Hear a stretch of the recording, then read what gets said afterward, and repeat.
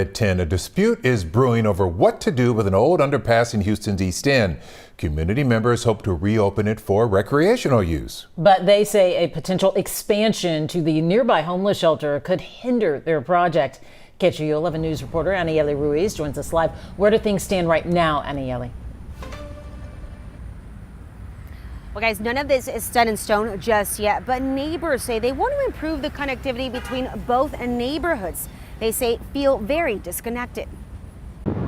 Residents in 2nd Ward and East Downtown hope this forgotten underpass can get renewed life.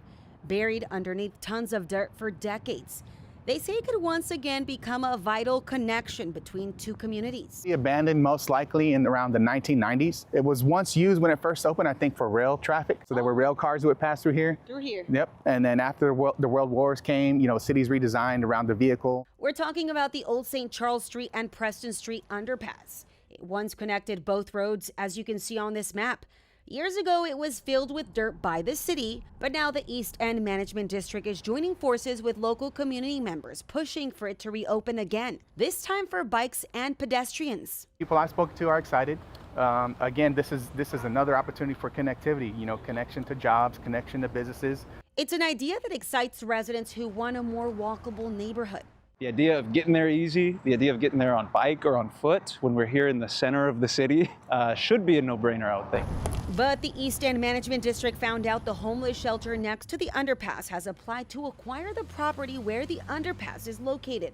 Last month, City Council approved the property transfer, potentially paving the way for an expansion of the shelter, whose opening has already been a controversial thing in the neighborhood. It does feel kind of like we're getting multiple gut punches with connectivity. But still, some remain hopeful that there can be some workarounds. But if we can partner up with the city and Harris Health and Housing Authority and all the necessary parties involved, maybe we can work it out in such a way where they've got the recreation center, but there's also space for the underpass to empty out, underneath. Supporters also say reopening the underpass could help reduce illegal dumping in the area, and say it would give 2nd Ward residents a safer way to walk or bike to places like Dyken Park and Shell Energy Stadium while cutting down on traffic.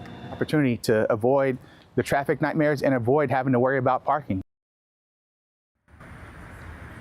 Well, the East End Management District is applying for a grant to do a feasibility study on this project. Now, we also reached out to the mayor's office for comment and to figure out what exactly is happening at the shelter here next to us, but we have not heard back.